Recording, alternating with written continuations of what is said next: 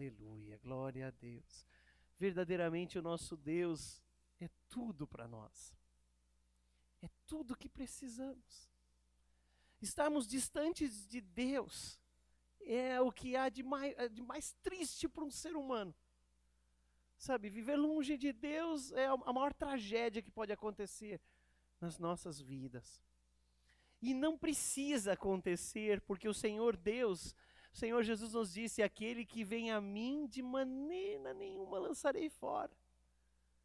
O Senhor, Ele nos ama, Ele nos quer bem pertinho, bem juntinho, como um Pai verdadeiro e perfeito que Ele é.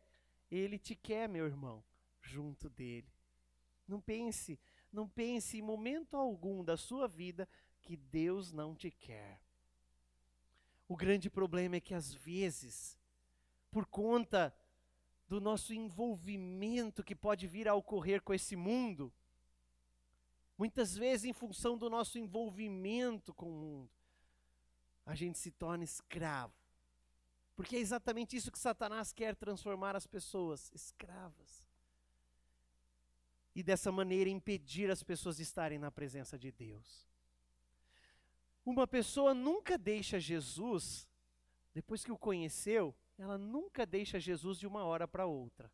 O crente não tem morte súbita, né? Acabou, não tenho mais Jesus. E o inimigo vai trabalhando gradativamente. Vai minando o amor e o coração. E uma das maneiras que o inimigo faz nós nos afastarmos é a gente ficar preocupado com outras coisas e não Jesus. Quero dizer para você, meu irmão, não há nada mais importante na minha e na sua vida do que estarmos na presença de Deus. Talvez você pense: não, pastor, o que Deus mais pensa que é mais importante, eu tenho por maior importância para mim, é que eu faça evangelismo, é que eu pregue a palavra, é que eu cante no louvor, é que eu vá visitar os hospitais. Não, está errado. Está errado. E eu, como pastor, não quero cometer esse pecado de ensinar isso para você. A prioridade número 1 para a minha vida e para a sua vida é o relacionamento com Deus. E nada pode substituir isso. Pastor, mas nós não devemos cuidar do nosso próximo? Devemos, mas primeiro o relacionamento com Deus. Amarás o Senhor teu Deus de todo o teu coração e com todo o teu entendimento, com todas as tuas forças, com toda a tua mente, em primeiro lugar. Depois vem, e ao teu próximo, como a ti mesmo. Nós não podemos quebrar esse princípio. Note você que Jesus Cristo, quando iniciando o processo, ou o ministério da igreja na terra, ele falou com os discípulos: fiquem em Jerusalém, até que do alto sejam revestidos de poder, sejam cheios do Espírito Santo. E então, vocês serão minhas testemunhas, né, em toda a Judéia, Samaria, e vai por aí afora. Mas ele fala: primeiro fiquem em Jerusalém. Por que fiquem em Jerusalém, dada a prioridade de pregar o evangelho? Porque Jesus não disse: vai logo, vão pregar correndo, não esperem nada. No mundo de hoje, é comum as empresas dizerem para a gente: olha, não, o negócio é para hoje, vai fazer. Não, mas eu vou planejar. Não, vai fazer porque precisa executar já.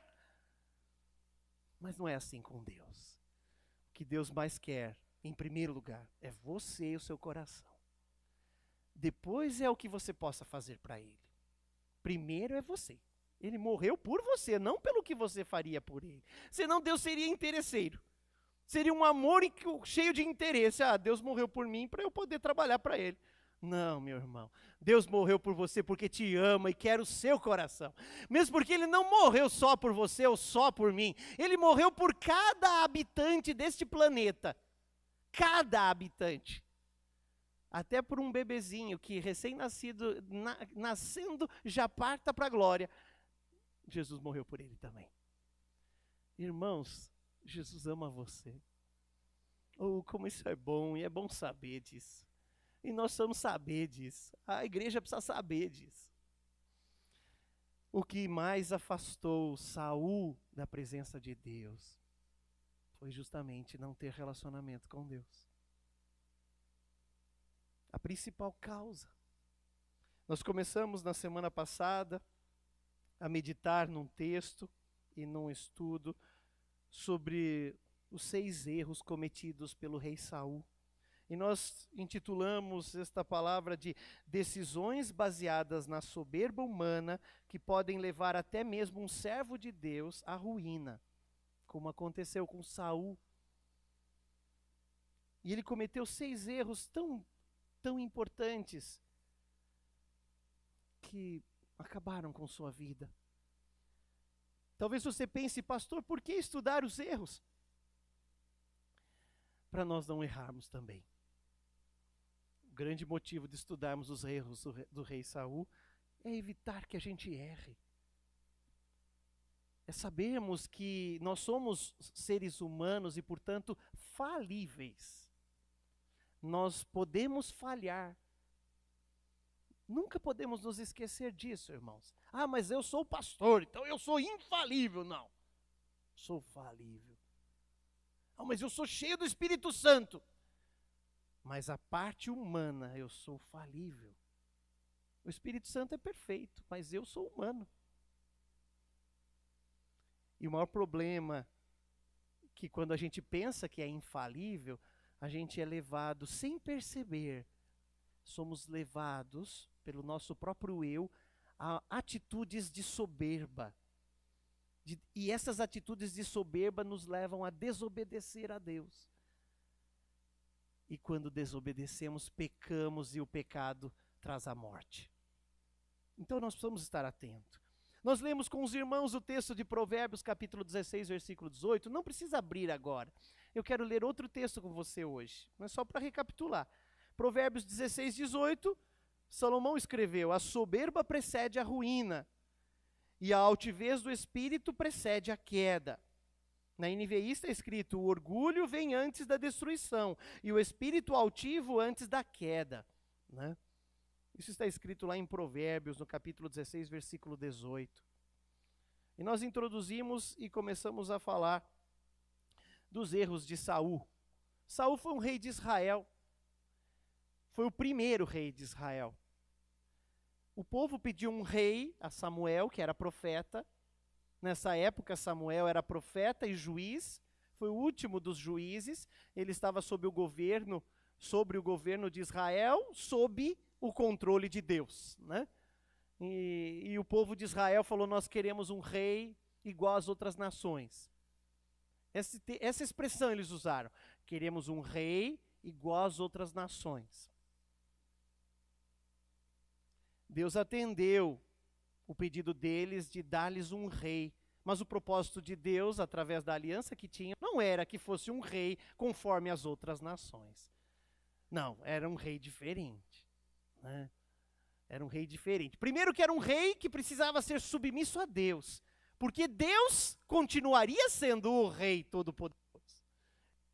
E de Israel não substituiria o Senhor.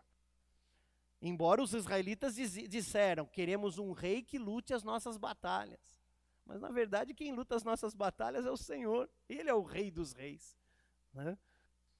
Então a proposta de Deus de atender o povo não era atender o povo igual às outras nações. Foi chamado Saul. Foi escolhido Saul. Segundo a escolha do povo, mas a vontade de Deus. Deus escolheu Saul. Foi Deus que escolheu, Deus que mostrou para o profeta, e então Saul foi ungido rei de Israel. O primeiro rei de Israel. Ele cometeu alguns erros importantes. Na semana passada nós vimos 2 deles.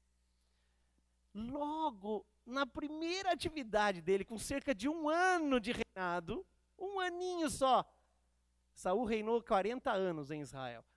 1 aninho ele já cometeu o seu primeiro erro. Ele não esperou no Senhor.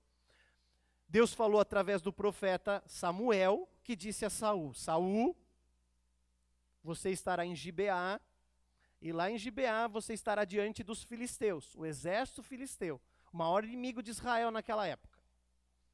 E você deverá me esperar por 7 dias. Então eu chegarei, sacrificarei ao Senhor, faremos uma adoração ao Senhor, através do sacrifício, e depois eu direi para você o que você fará. depois disso.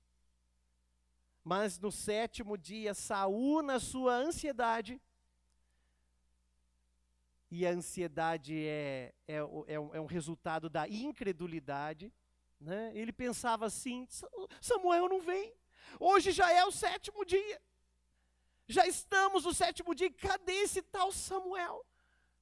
Como eu vou fazer? E os soldados, ele olhava para os soldados, tinham soldados despreparados, cheios de temor. Alguns estavam até se debandando para o lado dos filisteus, outros se escondendo em cavernas de medo. Saul pensou: é melhor eu fazer alguma coisa. É melhor eu fazer alguma coisa. E fizeram. Saul fez o sacrifício. Aí Samuel chegou. Ele mal tinha acabado de fazer o sacrifício. Samuel chegou. O que você fez, rei Saul? Ah, você não vinha, eu vi os soldados, eu fiquei com medo, eu fiz o sacrifício. Aí Saul dá uma palavra para o rei: porque você não obedeceu, você não soube esperar. Veja, o primeiro erro de Saul, ele não esperou no Senhor. Não esperou no Senhor, ele quis fazer com as próprias mãos. Aprenda a esperar no Senhor, irmãos. Aí o castigo que ele recebeu, ou melhor, o resultado, a consequência que ele recebeu. Saul disse assim: porque você não soube esperar, agora o seu reino não permanecerá. Ele não disse: o seu reino terminou hoje. Ele disse: o seu reino não permanecerá para sempre. Se fosse, o seu reino permaneceria para sempre. Mas agora a sua dinastia, né? Mas agora não permanecerá para sempre. Foi o primeiro juízo que Saul ouviu. Esse foi o texto, está em 1 Samuel, no capítulo 10, entre os versículos 8 em diante, também no capítulo 13, total, todo o capítulo 13. A gente não vai ler por causa do nosso tempo, senão eu não consigo falar do principal hoje. Segundo erro do rei Saul, se tornou rei, tem autoridade. Aí ele colocou a sua autoridade, o seu nome, acima até mesmo de Deus. E ele começou a fazer e tomar decisões independentes de Deus. O que eu queria chamar aqui é do pecado da religiosidade. Sabe, irmãos, a religião existe com o propósito de levar ou de auxiliar as pessoas a encontrarem com Deus, se relacionarem com Deus. O pastor tem o papel de, ensinando a palavra de Deus e dando um bom testemunho e exemplo, levar as pessoas a se encontrarem com Deus, a amarem o Senhor, a servirem o Senhor e servirem uns aos outros. A igreja tem o papel, e a gente se reúne para isso, é para adorarmos a Deus, servirmos a Deus, amarmos uns aos outros e servirmos ao nosso próximo. E nos relacionarmos com Deus. Esse é o papel da igreja. A igreja não existe para resolver os problemas sociais ou políticos de uma nação. Ela não existe para se formar um líder que vai ocupar uma posição política ou o que quer que seja. Ela existe para ajudar as pessoas a se relacionarem com Deus. E nós temos que cumprir esse papel. Como, pastor? Nos relacionando com Deus. Como que eu vou falar para você sobre relacionar com Deus se eu não me relaciono com Ele? Já pensou?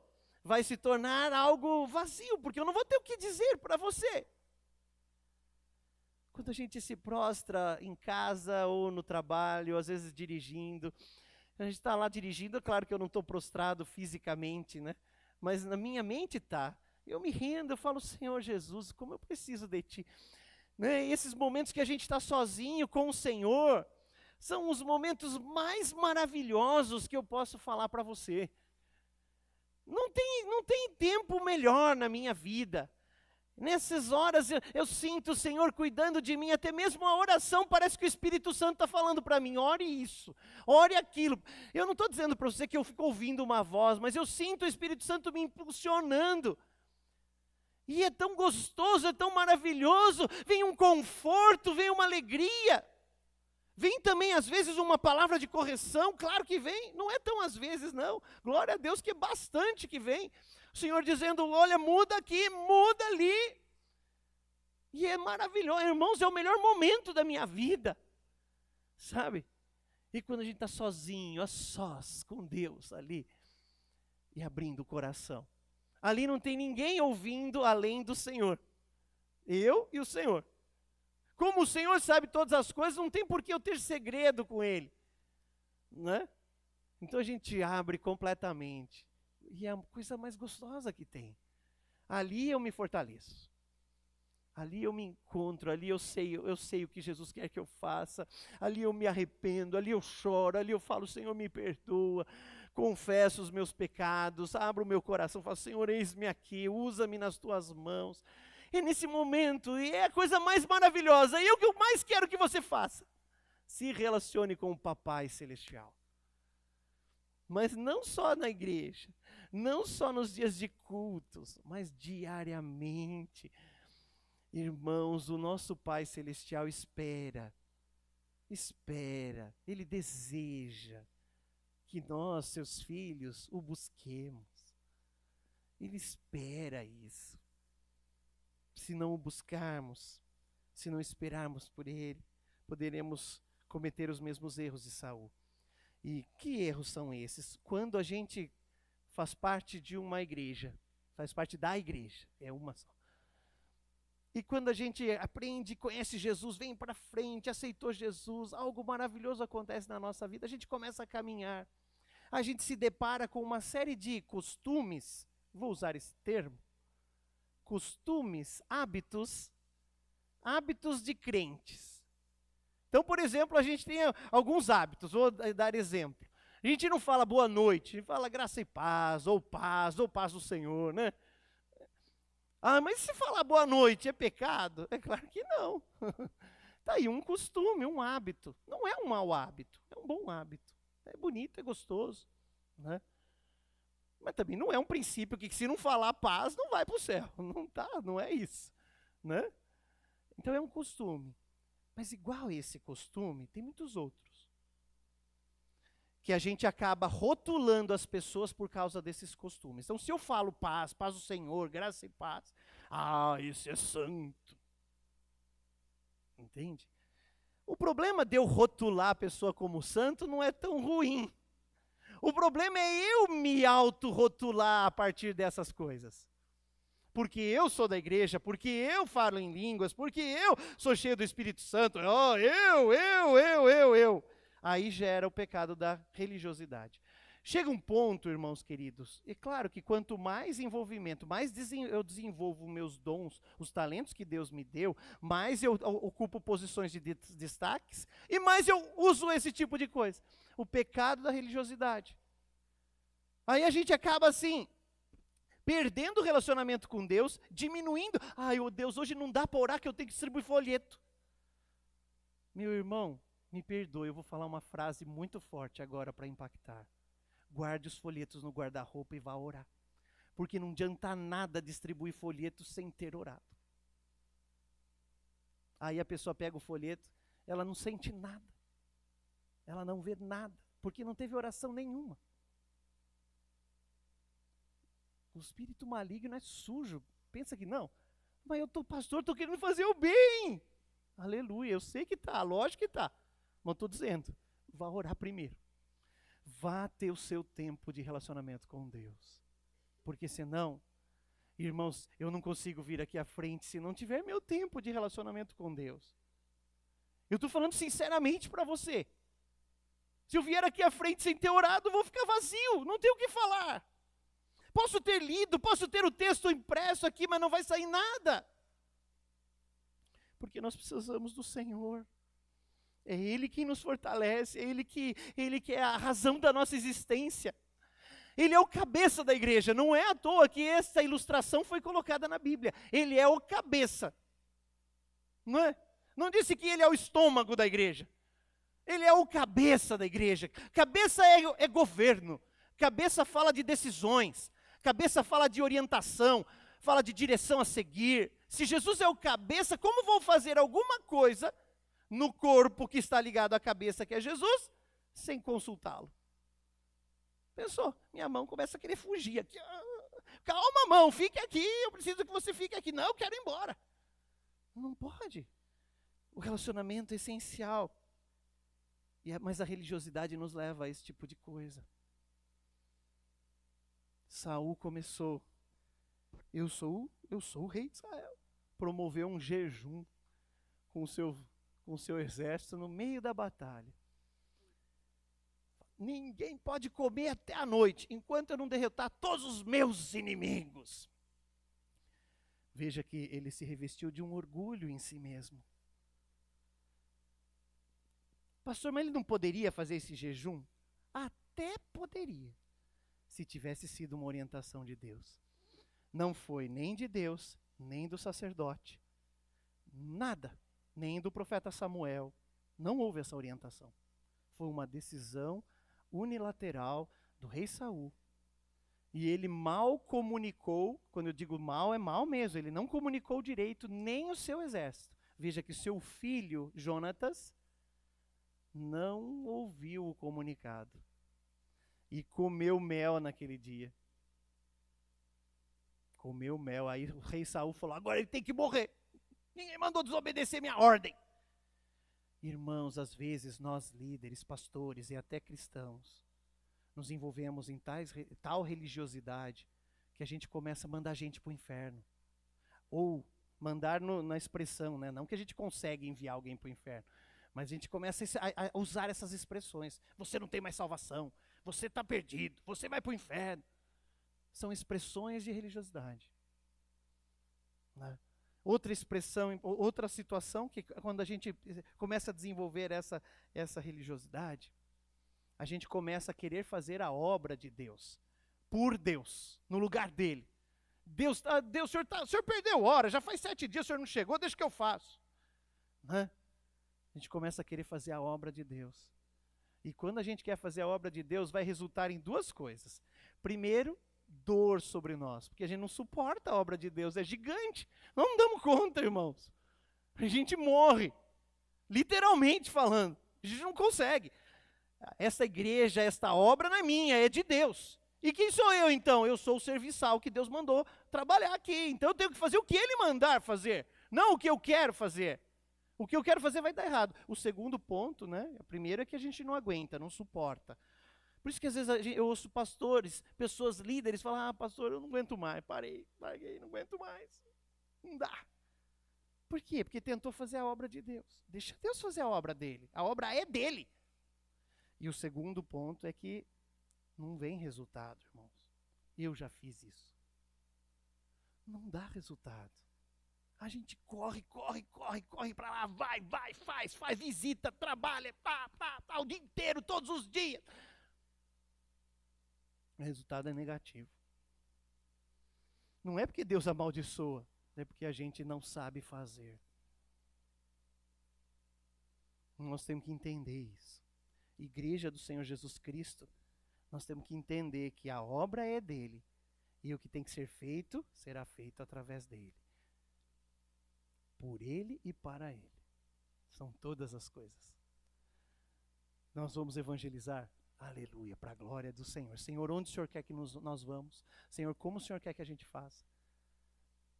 Aí o Senhor, a primeira coisa que nos fala, oração e jejum primeiro.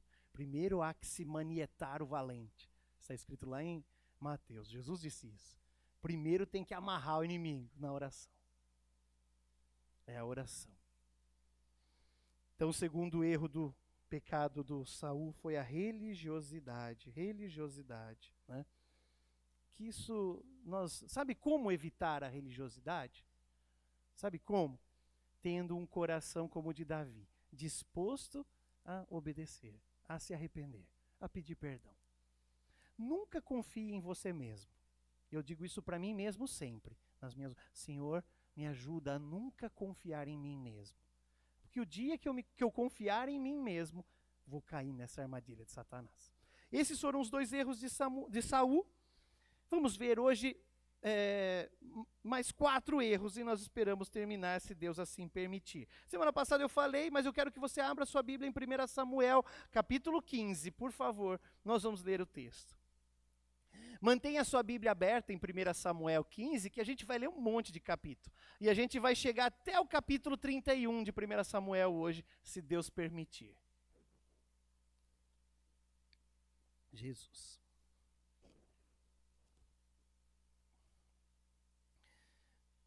Primeira Samuel 15, quando você encontrar, compartilhe a palavra com o seu irmão, com a pessoa que está ao seu lado.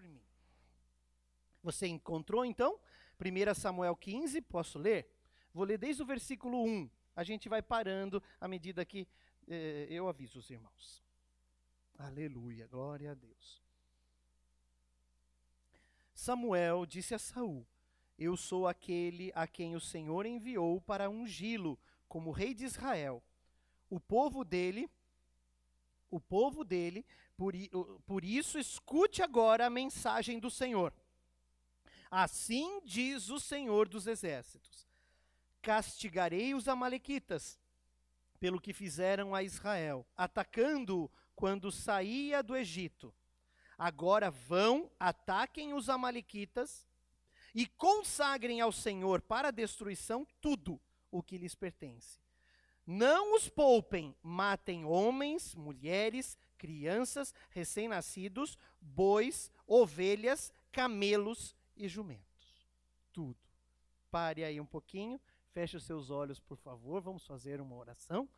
Senhor Jesus, eu te agradeço, Pai, por estar aqui diante de Ti e diante dos meus irmãos, com os meus irmãos, a quem os amo e oro por eles. O Senhor conhece o meu coração e a minha vida, e eu agora oro, Senhor, para que esta palavra continue encontrando lugar nos nossos corações e produzindo transformação em nós, nas nossas atitudes, para sermos obedientes e fiéis a Ti, aprendermos sempre a esperar em Ti, não sermos simplesmente religiosos, mas sermos sim filhos e discípulos do Senhor a cada dia. Ó Deus poderoso, que através destes erros o Senhor nos ensine para que não venhamos a cair nos mesmos erros e armadilhas. Em nome de Jesus nós oramos, Pai. Em nome de Jesus eu me submeto ao Teu controle completamente. Pertenço a Ti, preciso de Ti e sem a Tua mão nada posso fazer. Unge a minha vida e enche-me com Teu Espírito Santo. Em nome de Jesus. Amém. Amém. Então, irmãos, note que Saul estava recebendo uma ordem aqui. E ele recebia do profeta, né? Do profeta. É importante entender isso, sabe, irmãos? A pastora começou um ensinamento lindo para as crianças. Aliás, as crianças que ainda não participam da escola bíblica, os adultos também, né? Mas as crianças, venham participar. Eles estudaram uma lição hoje que eu fiquei assim de queixo caído, de tão bonito que é o tema, né? Jesus, rei, sacerdote e profeta. Muito linda a lição, muito linda. Porque em Israel, normalmente, o profeta era profeta. E o sacerdote era sacerdote. A gente tem um caso de Davi, por exemplo, que sendo rei, exerceu o trabalho como profeta. A gente vê, por exemplo, várias profecias que ele escreveu a respeito do Messias. Várias profecias foram registradas por Davi, né? Então ele também exerceu como profeta. Mas ele era basicamente rei, não era sacerdote. Nunca foi sacerdote. Davi não. Sacerdote no reinado de Davi chamava-se Abiatar. Né? Abiatar era o sacerdote naquela época. E tinha o profeta Natã, que falou com Davi. Havia um profeta também no tempo em que Davi era rei. No caso de Saul, Saul era o rei, ele não era o profeta, e ele também não era o sacerdote, né? O profeta era Samuel no reinado dele, que não fica até o final, morre antes, né? Samuel morre antes, morre logo no início do reinado de Saul. E o sacerdote era Aimeleque, filho de Aitube, da casa descendência de Eli, que era da casa descendência de Arão, né? É que eu não sei falar todos os nomes para você, que tem um monte de geração aí. Mas era Aimeleque, o sacerdote no tempo do rei. E o rei Saul, recebe então do profeta uma ordem. Por que o rei tinha que falar com o profeta? Porque é o profeta que ouvia Deus. Mas, pastor, não dava para o rei orar lá e falar: Senhor, fala comigo, igual a gente faz hoje? Será que hoje vocês precisam de mim para falar com Deus? Precisa? Não, né? Com certeza não. Vocês podem dobrar o joelho na sua casa, ou com o joelho reto, não tem problema, tanto faz. Mas você dizer: Senhor, em nome de Jesus, fala comigo, mostra a minha direção. E Deus vai falar com você. Mas no tempo do rei Saul, do rei Davi, etc., de toda aquela turma lá do Antigo Testamento, isso não era assim. Os reis e os profetas, eles recebiam uma unção, que era uma capacitação de Deus para exercer um ministério. Mas o Espírito Santo não habitava as pessoas como hoje. Então eles não tinham o mesmo privilégio que nós. Não tinham esse mesmo privilégio. E aí, no tempo de Saul, o profeta era Samuel. Então o profeta Samuel disse o que nós lemos aqui. Olha o profeta Samuel dizendo, Samuel disse a Saul, eu sou aquele a quem o Senhor enviou para ungí-lo como rei de Israel. Né? É importante isso, ele está fazendo ali, mostrando, Saul, foi Deus que me enviou para ungir você, portanto a autoridade sua é dependente de Deus, através da minha vida. No caso, através da vida de Samuel. Então ele disse isso, aí ele passa a dizer, assim diz o Senhor. Irmãos, muitas vezes esta palavra é empregada por muitas pessoas. Assim diz o Senhor. Que irresponsabilidade, viu? Eu às vezes uso isso quando vou ler a Bíblia, eu falo assim diz o Senhor, e daí leio o texto, porque o texto foi Deus que realmente disse. Para eu dizer que assim diz o Senhor e falar alguma coisa que Deus me disse, eu tenho que ter convicção disso e ser um profeta. Senão não tenho essa condição. Então eu digo para você, assim diz o Senhor, o profeta Samuel virou para ele, talvez tenha colocado o dedo no nariz dele, e dito assim diz o Senhor para você. E olha o que diz o Senhor. Castigarei os amalequitas pelo que fizeram a Israel, atacando-o quando saía do Egito. Os amalequitas realmente fizeram isso. Quando Israel vinha subindo do Egito e ia entrar na terra prometida, Israel pediu passagem aos amalequitas. E os amalequitas se negaram e atacaram Israel. Atacaram Israel. Então o Senhor deu uma notícia aqui, uma mensagem para Saul. Saul, agora que você é rei, você com o exército que é nosso, que é meu, que é o meu povo, vai atacar os amalequitas. E não é para poupar ninguém dos amalequitas. Foi a ordem. Note que ele falou, não é para poupar homens, nem mulheres, nem crianças, nem recém-nascidos. Olha que ordem detalhada. Não é? Fica muito claro quando lemos. E ele diz assim, nem ovelhas, nem bois, nem camelos, nem jumentos. Quer dizer, toda a cria, todos os animais que os amalequitas criam, também não é para você poupar ninguém. Imagine isso. Essa era a ordem está clara, muito clara. Mas, veja o que aconteceu. Versículo 4. Então convocou Saul os homens e os reuniu em Telaim, 200.000 soldados de infantaria, 10.000 homens de Judá. Saul foi à cidade de Amaleque e armou uma emboscada no vale. Depois disse aos queneus, retirem-se, saiam do meio dos amalequitas, para que eu não os destrua junto com eles, pois vocês foram bondosos com os israelitas, quando eles estavam vindo do Egito. Então os queneus saíram do meio dos amalequitas, e Saul atacou os amalequitas por todo o caminho, desde Avilá até Sur, a leste do Egito. Capturou vivo Agag. Opa!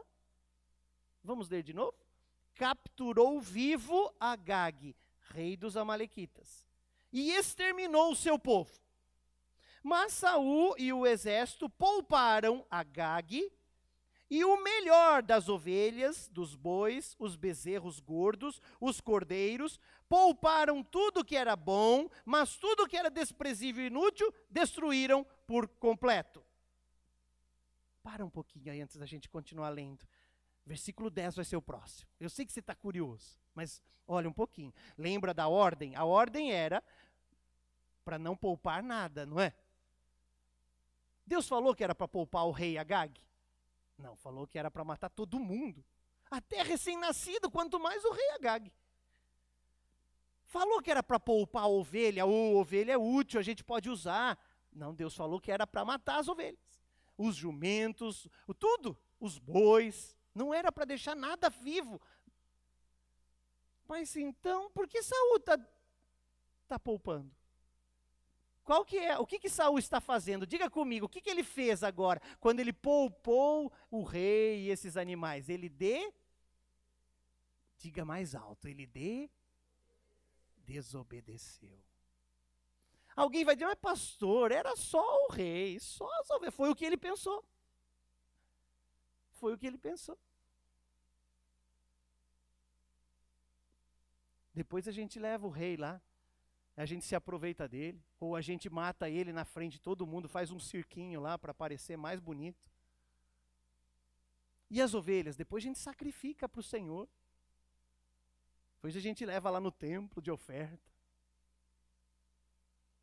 É desobediência. Veja o que Deus falou com Samuel. Primeiro Deus não falou com Saul, falou com Samuel. Lembra o princípio do profeta? Falou com o profeta, para o profeta falar ao rei. Veja só, versículo 10. Então o Senhor falou a Samuel: arrependo-me de ter posto Saul como rei, pois ele me abandonou e não seguiu as minhas instruções. Samuel, irado, e clamou ao Senhor toda aquela noite. Então veja o profeta, chorando, orou ao Senhor. Eu imagino ele lá, a ira que fala Samuel, é pela desobediência ocorrida. Eu imagino Samuel lamenta: Senhor, eu não me conformo, me perdoa o povo de Israel. Como que Saul pode fazer essa coisa de errado? Como que ele foi desobedecer? Né? Versículo 12. De madrugada Samuel foi ao encontro de Saul, mas lhe disseram: Saul foi para o Carmelo, onde ergueu um monumento em sua própria honra, e depois foi para Gilgal. Irmãos, eu não vou pregar sobre o monumento, eu só quero mostrar a confirmação daquilo que eu falei, do pecado da religiosidade, sabe? Do orgulho e da soberba. Veja, agora ele foi erguer um monumento para a honra dele. Está certo isso? Então não façamos isso nunca. Não vamos erguer monumentos em nossa honra. Olha, vocês viram a minha mensagem que eu preguei? Oh, que mensagem que eu preguei! Eu estou falando de mim mesmo, né? E claro que a gente é humano, carne, e a carne fala assim pra gente: ó, essa você acertou, essa você foi bom. A carne minha fala, o meu orgulho tem que toda hora lá dar uns coros nele. Porque a soberba precede a queda. Saul foi erguer monumento, misericórdia. Versículo 13. Quando Samuel o encontrou, Saul disse: o Senhor te abençoe. Olha só, vou ler de novo. Quando Samuel encontrou Saul, Saul disse: o Senhor te abençoe, eu segui as instruções.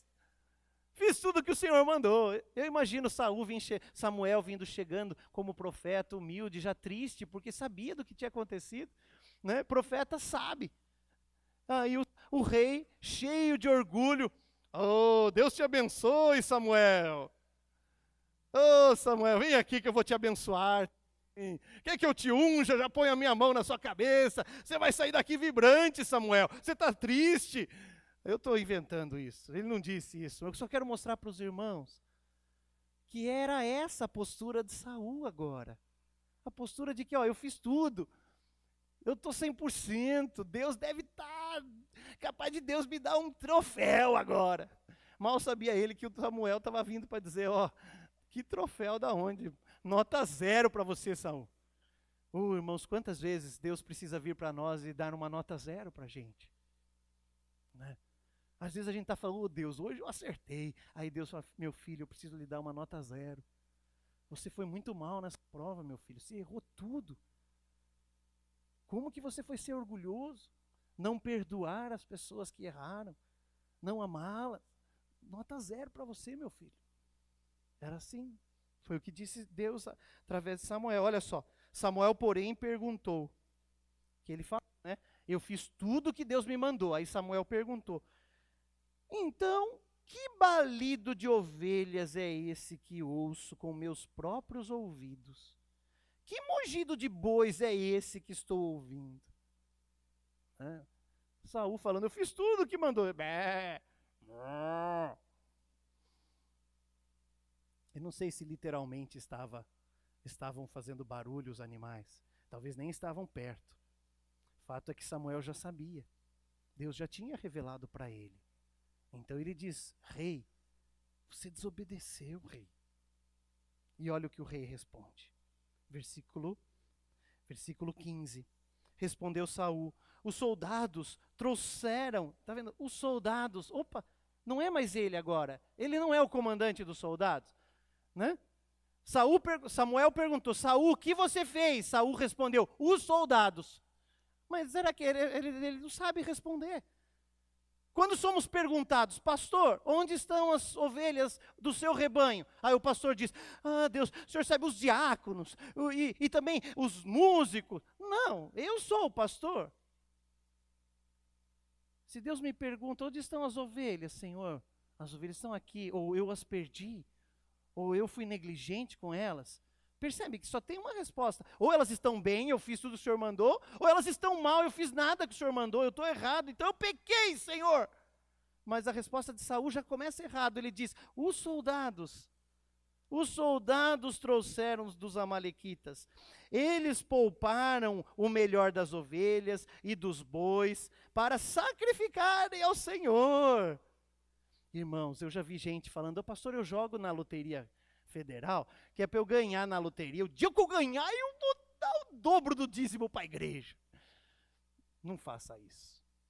Se eu souber que esse dinheiro da loteria, eu não vou aceitar. Eu vou dizer: leve para você, meu irmão. É um dinheiro amaldiçoado. Por quê, pastor? Porque é fruto de uma desobediência à palavra. A palavra fala que os jogos de azar são pecado. Aí a pessoa joga na loteria para honrar o Senhor. Não precisa o dinheiro da loteria para honrar o Senhor. O Senhor vai ficar mais honrado com R$1 que você lutou e suou para entregar, do que com R$1 bilhão ilícitos que você entregar para Ele. Sabe, irmãos? Então veja, mas olha o que Saul fala: é que os soldados trouxeram porque as ovelhas e os bois era para sacrificar ao Senhor. Atenção, irmãos queridos. Deus é misericordioso, é amoroso, perdoa Saul também. Mas Deus quer santidade. Deus quer santidade. As coisas com Deus é certo. Sabe? Deus não quer nada além do que você não pode oferecer, mas Ele quer sinceridade. E o Saul não deu isso. Agora perceba que nesse versículo 15, Saul só menciona das ovelhas e bois. Não fala nada de Agag. Mas tinha mais desobediência pela frente. Ele só falou da ovelha e boi porque o Samuel disse: que mugido é esse de boi? Que balido é esse de ovelha? Então ele contou. Então, irmãos, há momentos na nossa vida que a gente peca e que a gente só confessa porque alguém descobriu. A gente só conta o pecado que cometemos porque alguém já descobriu, já nos contou que a gente cometeu, então daí a gente fala: pai, eu errei, e agora o que fazer, sabe? Mas Deus espera, como um pai, Ele espera mesmo que a gente seja sincero. Eu creio que Deus estava usando Samuel ali e esperava que Saul falasse a verdade.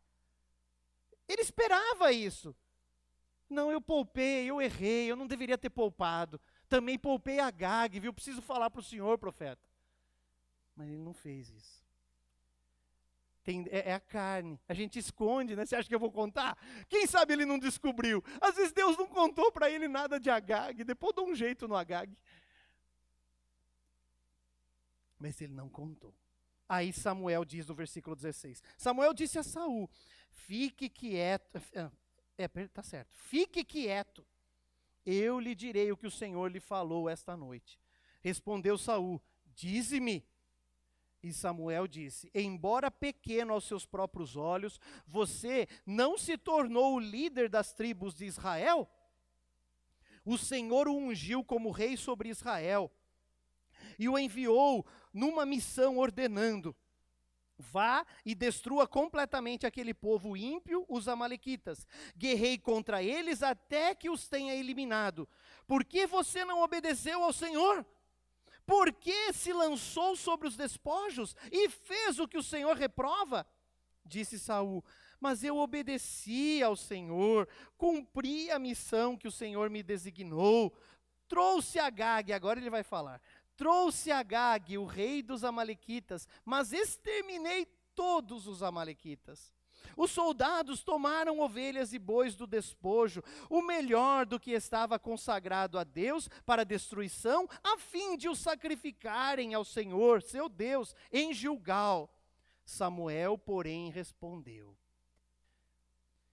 acaso tem o Senhor tanto prazer em holocaustos e em sacrifícios, quanto em que se obedeça a sua palavra? Olha só, o profeta fala assim: será que Deus gosta mais do sacrifício do que a obediência? O que Deus gosta mais?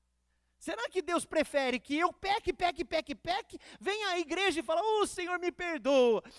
Senhor, o que o Senhor quer que eu faça para o Senhor me perdoar? Vou ler o Salmo 119 inteirinho 20 vezes. Vou dobrar o joelho e vou subir a escadaria da igreja de joelho, inclusive o estacionamento. O Senhor me perdoa? Irmãos, Deus não quer isso. Deus espera a nossa obediência, fidelidade. O nosso dinheiro não pode comprar nosso perdão. O nosso esforço não pode comprar nosso perdão. Nossa adoração não pode comprar nosso perdão. Nosso perdão é de graça, Jesus nos deu. De graça. Então o que fazer? Obedecer. E se eu errar, pastor? Pedir perdão a Jesus. Recorrer ao sangue puro e carmesim de Jesus, através do arrependimento, confissão e abandono do pecado. É isso que eu devo fazer. Mas não posso guardar o pecado e escondê-lo. Irmãos, vocês que louvam, cantam ao Senhor, que dançam, a adoração é como o sacrifício. Esse texto é válido para nós. Deus gosta da adoração? É importante adorá-lo? Claro. Claro que é maravilhoso, é bom demais. A gente que está aqui, eu fico assim, numa alegria, o meu coração parece saltar pela boca, porque eu sinto assim o mover de Deus. Né? Eu quero orar, eu quero adorar o Senhor, mas tudo isso perde o valor se não for seguido de sinceridade e obediência. Por que, pastor, o senhor falou primeiro sinceridade? Porque nós somos fracos. Falhamos às vezes, por não nos relacionarmos tanto com o Senhor. Porque se nos relacionarmos, seríamos fortes. O Senhor em nós nos faz forte. Mas como a gente não se relaciona, não ora, não medita na palavra, então daí que a gente se torna presa fácil, o diabo vem e engana, e a gente faz como Saul, erra. Aí então que Deus espera que eu chegue na presença dele e fale: Senhor, sabe o que é, né? É a esposa que o Senhor me deu, né? A culpa é dela. A culpa é da sociedade que eu vivo, é o governo brasileiro, a culpa é dele. Não, o Senhor espera que eu chegue diante da presença dele e fale: Senhor, pequei contra ti. Porque menti, porque roubei, porque enganei, porque fui falso, porque fui ignorante na modo de falar, porque fui violento, enfim, pequei. Não tem conversa. Não adianta justificar, meu irmão. Deus, o Senhor me perdoa, o Senhor sabe, a carne é fraca. Não, não é assim que pede perdão. Isso é justificativa. Perdão eu peço: Senhor, eu menti, então me perdoe. Aquele irmão lá, eu menti para ele. E aí você tem que fazer mal uma coisa.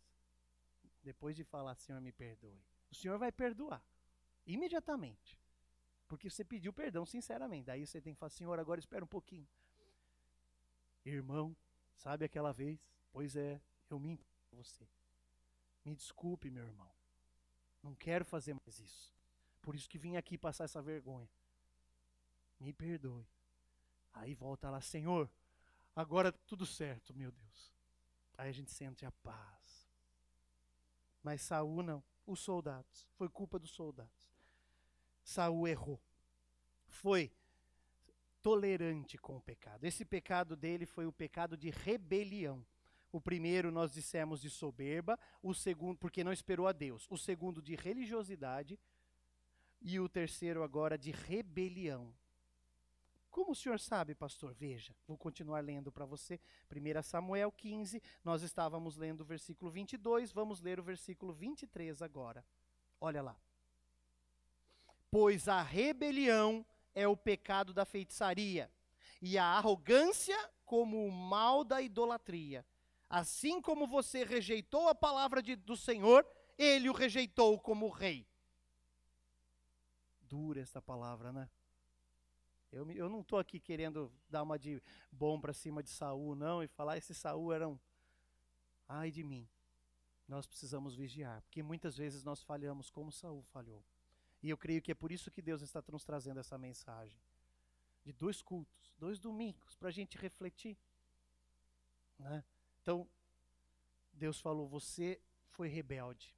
E aí Deus falou, e a rebelião é igual ao pecado da feitiçaria, que é igual ao pecado da idolatria. Só para a gente resgatar um ponto na nossa mente, irmãos, a feitiçaria não, a rebelião foi o pecado cometido por Satanás. O pecado que Satanás cometeu quando ainda era Lúcifer, estava lá no céu, como anjo de luz, ele se rebelou contra Deus, querendo ser como Deus e estar na posição de Deus. E conseguiu enganar 30% dos anjos do céu, que ele arrebatou junto com ele. Ele se rebelou. E aqui o Senhor fala através de Samuel. Samuel estava falando, mas era Deus dando essa palavra. E Deus diz que Saul cometeu uma rebelião. O que foi a rebelião? Ele se rebelou contra Deus. Por quê? Porque Deus mandou ele matar todos os amalequitas. E ele poupou o rei e os animais, o despojo. Então ele desobedeceu. Logo, se eu desobedeço a Deus, estou me rebelando contra Deus. É muito sério. E aí é citado que rebelião é como o pecado da feitiçaria, porque Saul foi um dos homens em Israel que perseguiu a feitiçaria em Israel. Todos os feiticeiros fugiram, que sobraram, morriam de medo que ele perseguiu. Falou, tem que parar com isso, porque é pecado, e é mesmo. Ele não fez errado disso. Ele perseguiu, mas agora ele estava caindo no mesmo pecado que perseguiu os outros, por causa da desobediência. Perceba, irmãos, que nós não podemos confiar em nós mesmos. Nós não estamos falando de um qualquer, nós estamos falando do rei Saul. Ele foi escolhido por Deus. Ele venceu batalhas.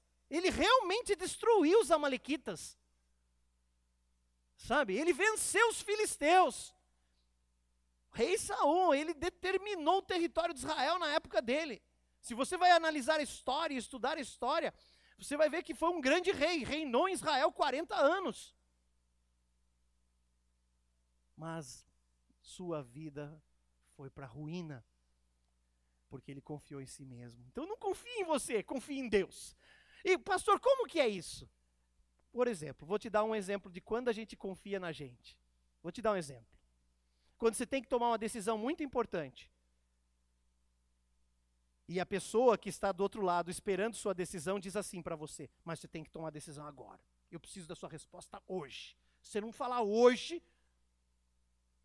aí você ouviu a mensagem, né? O pastor falou, aí você vai lá, dobra o joelho e fala, Senhor, fala comigo, o que eu devo fazer?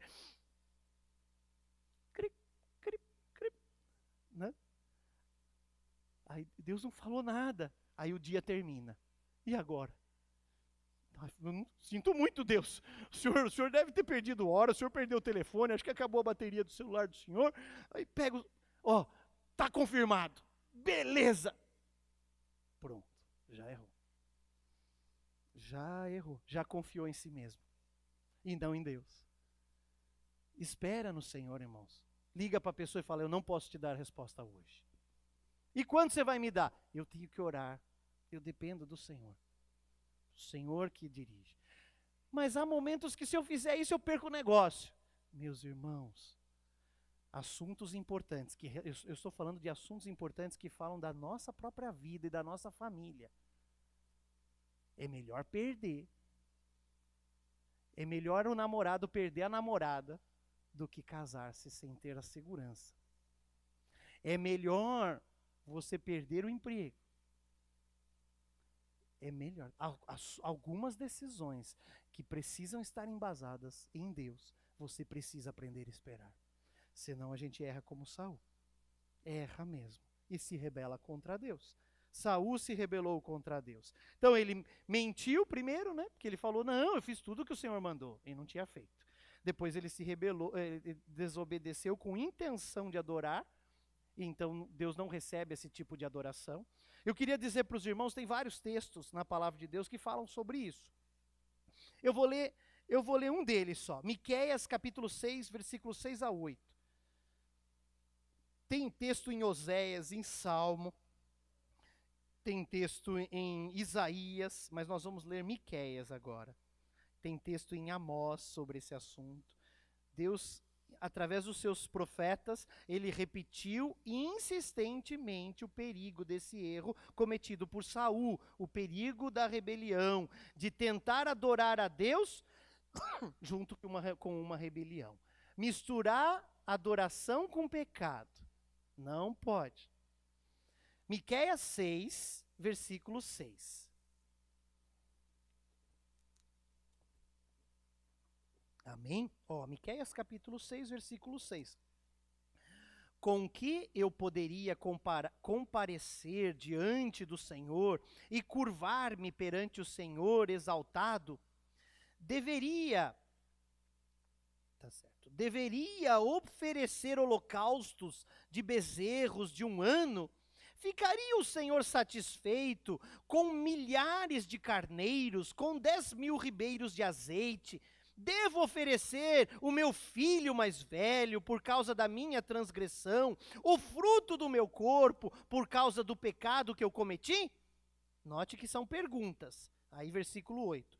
Ele mostrou a você, ó homem, que o que é bom e o que o Senhor exige. Pratique a justiça, ame a fidelidade e ande humildemente com seu Deus. Vamos dizer juntos? Diga comigo assim. Talvez na sua Bíblia você esteja com a revista corrigida, então as palavras são um pouco diferentes. Diga comigo. Diga, pratique a justiça. Assim quero fazer. Digo, ame a fidelidade. Diga, assim quero fazer. E ande humildemente com seu Deus. Vamos falar junto de novo? Vamos lá? Vamos lá? Desde o pratique a justiça. Vai, pratique a justiça. Ame a fidelidade. E ande humildemente com seu Deus. É isso. É isso que eu e você devemos fazer. Praticar humildemente com o nosso Deus. Isso é bem abrangente, e é mesmo. Praticar a justiça. Então, logo quando eu estou mentindo, eu estou praticando justiça? Não, né? Não estou, não. E não tem justificativa para eu mentir. Sabe? Às vezes a gente fala, não, eu menti que era para poupar a igreja. Não, não posso poupar, não preciso poupar a obra de Deus. Se Deus tiver que proteger, Ele protege, senão eu tenho que falar a verdade. Né? Não vou. Ame a justiça. Eu enganar alguém, é justo? Eu vou lá, vou vender minha caminhonete lá, é novinha. Só carro de professora, só a Julieta dirigia. Novinha, nunca viajou. Estrada de terra? Nunca. Passa no posto, manda lavar o motor, lavar tudo. A minha, para tirar a poeira, tem que lavar tudo mesmo. Novinha em folha. Aí o cara fala, então tá bom, vou comprar. O senhor é pastor, deve estar falando a verdade. Vou comprar. Então tá bom. Aí compra, sai daqui, já começa a dar problema. Engripa ali, engripa lá. Mas por que Deus? Pro caminhonete novinha, nunca usou quilometragem, já 20.000 quilômetros. Tá com 190. É justo fazer isso? Não. E qual a consequência de fazermos isso? Estamos se rebelando contra Deus. Daí a gente vem na igreja, aleluia, glória a Deus. Deus recebe isso? Não. Irmãos, é importante a gente cuidar disso. Amém? Pastor, senhor não vai conseguir terminar de novo. Vamos mais um erro, aí a gente termina. Abra, por favor, você está em 1 Samuel, vamos para o capítulo 22. Tinha muitas coisas ainda que eu... Vamos ver mais um erro. 1 Samuel, capítulo 22. Amém? Vamos ler desde o versículo 6 em diante.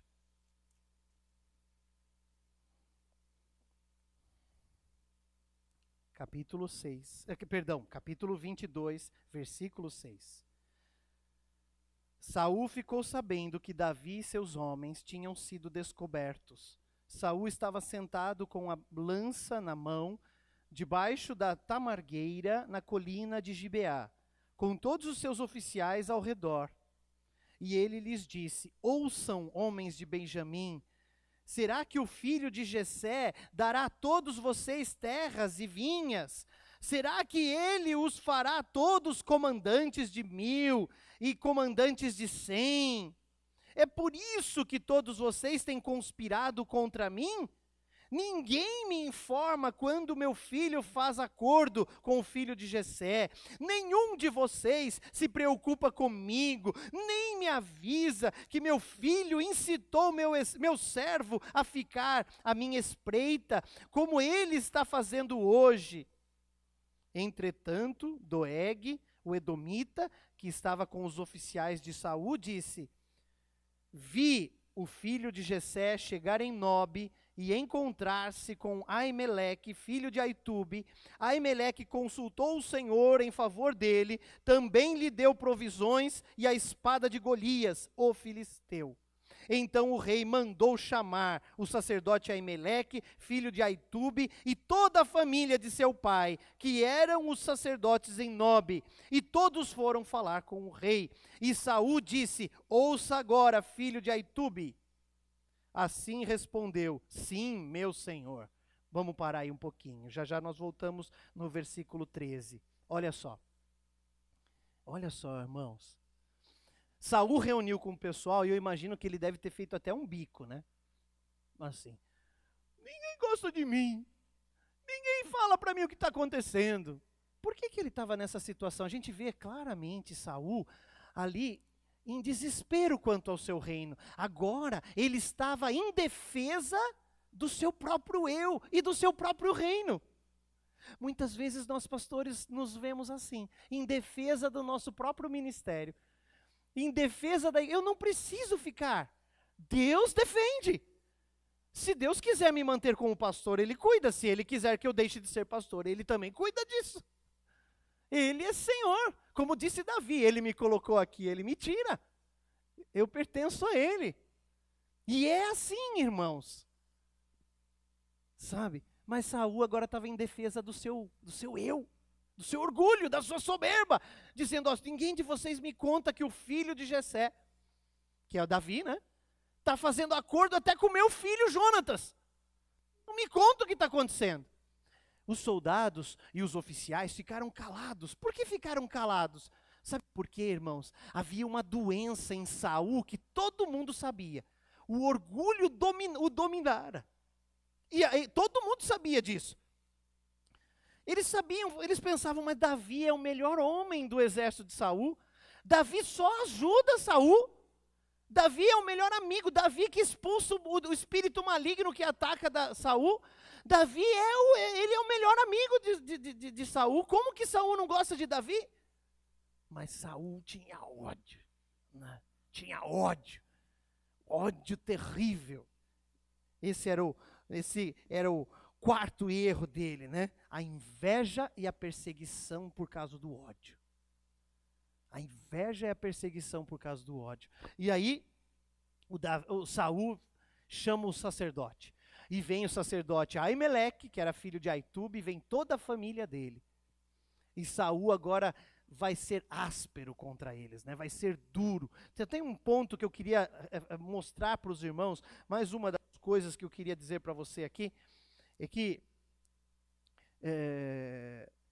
olha só, no versículo 7 que eu li para vocês, ele diz assim, ele lhes disse, ouça, homens de Benjamim, será que o filho de Jessé dará a todos vocês terras e vinhas? Será que ele fará todos os comandantes de 1000 e comandantes de 100? Sabe o que era isso?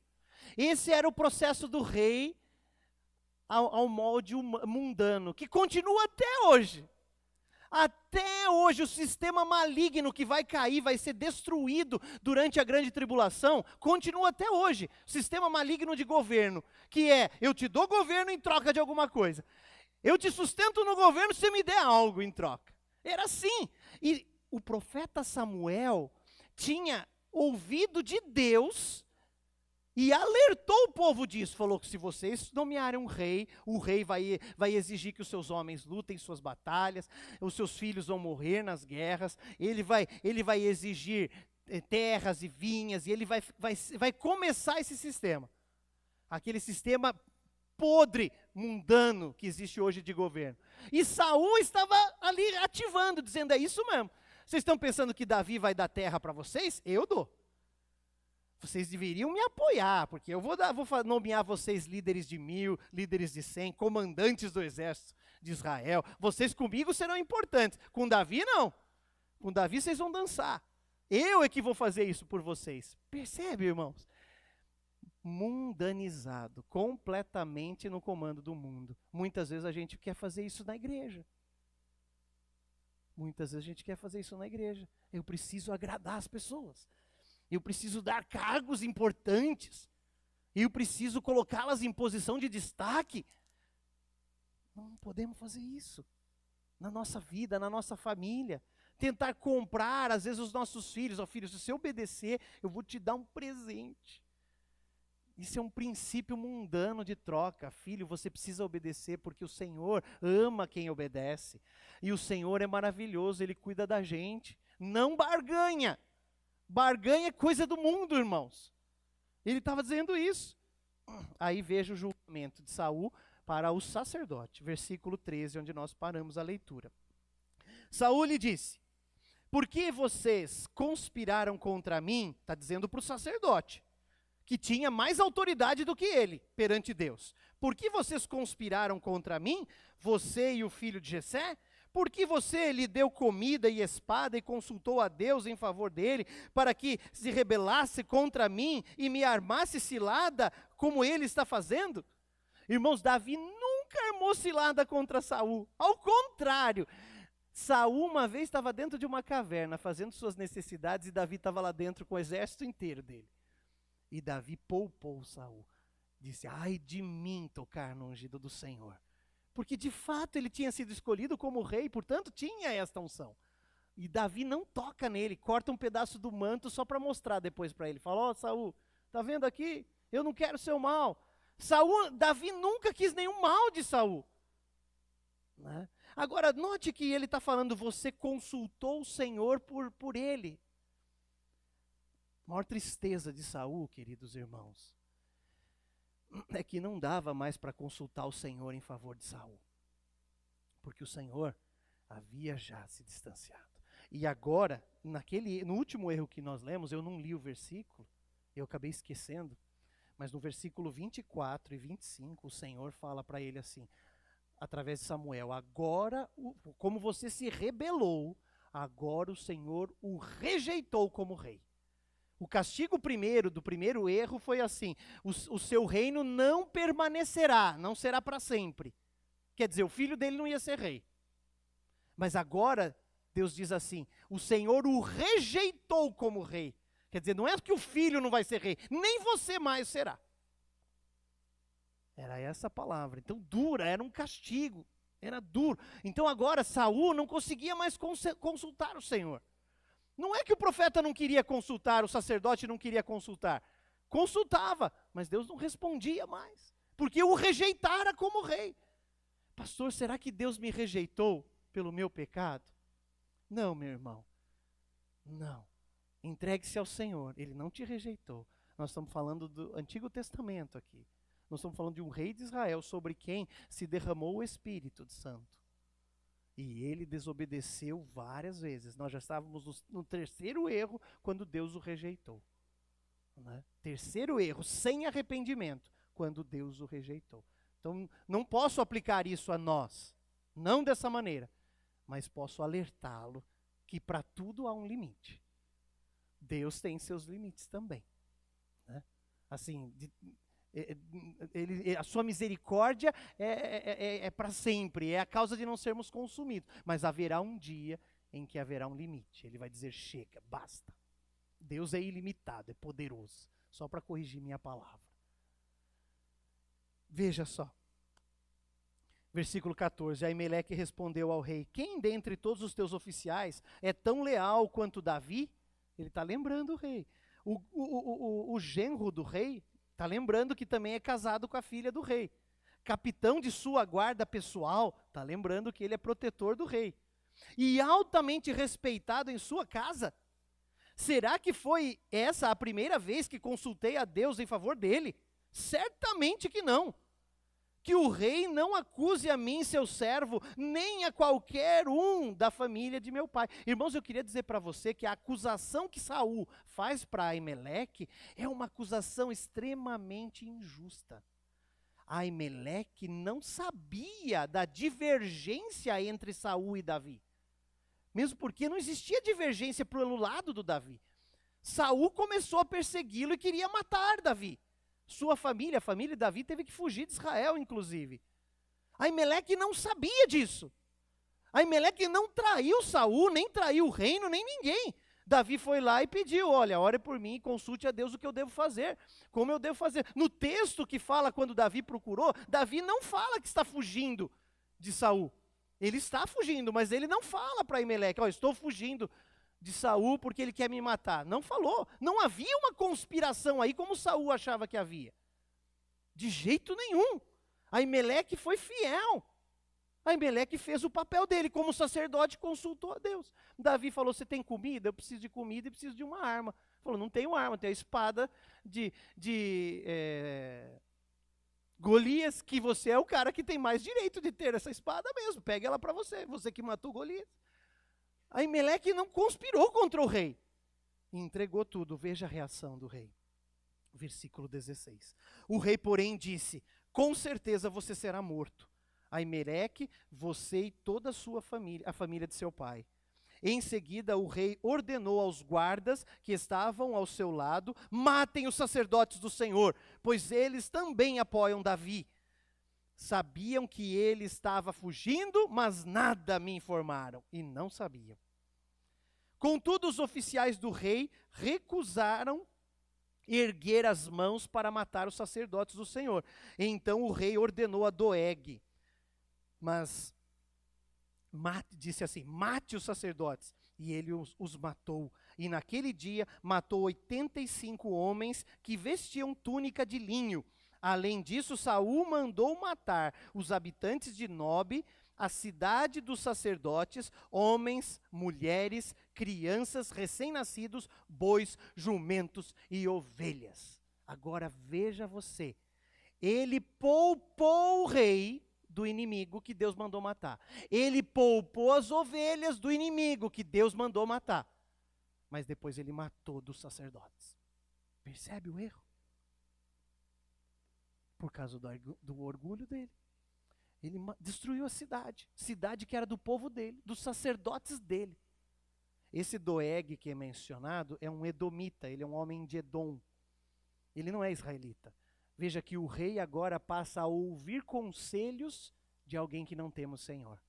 Muitas vezes nós, naquele momento de que perdemos o Senhor, porque vamos nos distanciando, eu falei que crente não morre de morte súbita, mas vai distanciando, para de orar, vai distanciando. Chega um momento que a gente está tão distante, que a gente acaba pedindo conselho para pessoas do mundo, que não tem temor de Deus.